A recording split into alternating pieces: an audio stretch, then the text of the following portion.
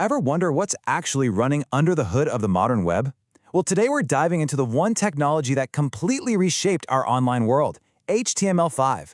We're going to see exactly how it took the internet from clunky and, let's be honest, kind of frustrating to the seamless experience we all expect today.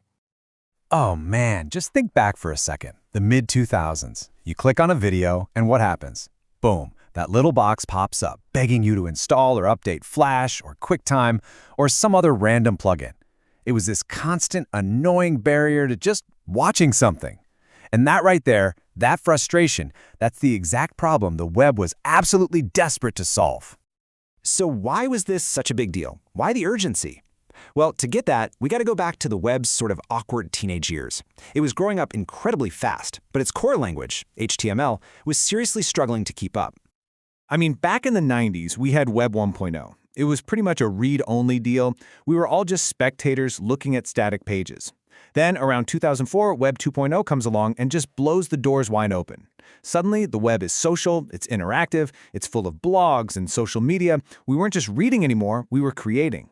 And right on the heels of that, the mobile boom hits. All of a sudden, the internet is in our pockets, and it demanded a web that could work on any screen, anywhere, anytime. And here's the bottom line. The old web standards, they were built for a totally different world. They were completely dependent on plugins for any kind of media. They were designed for desktops, not phones. And maybe worst of all, structurally, they were a mess.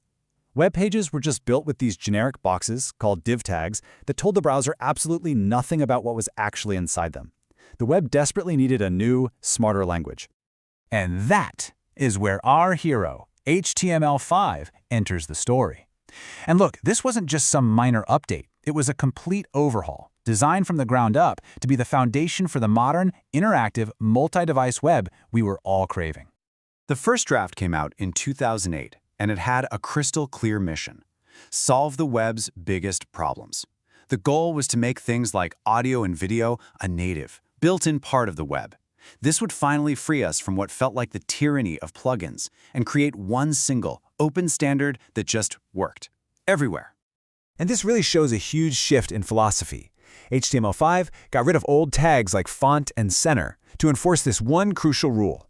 HTML is for the structure of a page, the bones, and a different language, CSS, is for the style. So it basically cleaned house, throwing out all the clunky old stuff and giving developers these incredibly powerful new tools like video, audio, and canvas built right into the browser itself. But HTML5 did so much more than just add new features. It actually made the web smarter. It did this by introducing something called semantics, which is really just the idea that the code itself should describe the meaning of the content.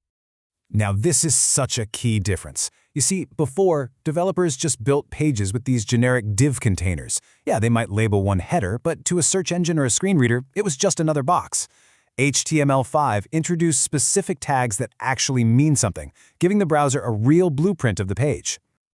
Think of these new tags like an actual architectural plan for a web page. Header is the entrance, nav is the main hallway, article is the big living room, and so on. It creates this logical structure that's instantly understandable. And why does that matter? Well, it's huge for search engines trying to figure out what your content is about, and it's an absolute game changer for assistive technologies that help people with disabilities navigate the web. Okay, so with the smarter structure in place, HTML5 was finally ready to tackle the biggest annoyance of the old web. You guessed it, the one we started with, those dreaded plugins. This was the absolute nightmare we all lived through, right? To show a simple video, a developer had to rely on something like Flash, use all this complicated code, and then basically just cross their fingers and hope that you, the user on the other end, had everything installed and updated correctly. It was unreliable, it was insecure, and it was just a mess. And the solution was, well, it was revolutionary in how simple it was. With HTML5, adding a video to a web page became as easy as adding a picture. Just one clean tag, video. That's it. No plugins, no complex code, no hassle. All of a sudden, video and audio were first-class citizens of the web.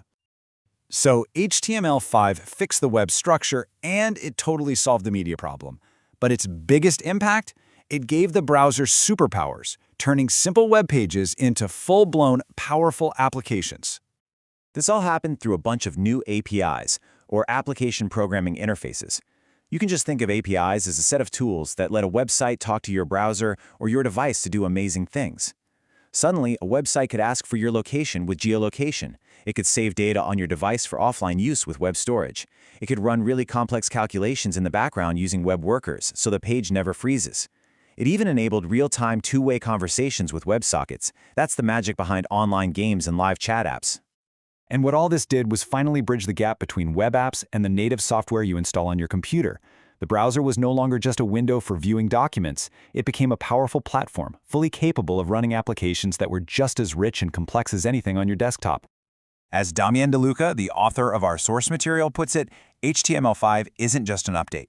He says it's one of the most important engines driving the whole next evolution of the internet, what a lot of people are calling Web 3.0. An era defined by a smarter, more connected web that works seamlessly across every single one of our devices. So when you step back and look at it, HTML5 gave the web a structural blueprint. It gave it senses to see and hear, and it gave it a whole new set of incredible superpowers. It transformed the web from a collection of documents into a true application platform. The foundation is set, which really just leaves us with one final, fascinating question to think about.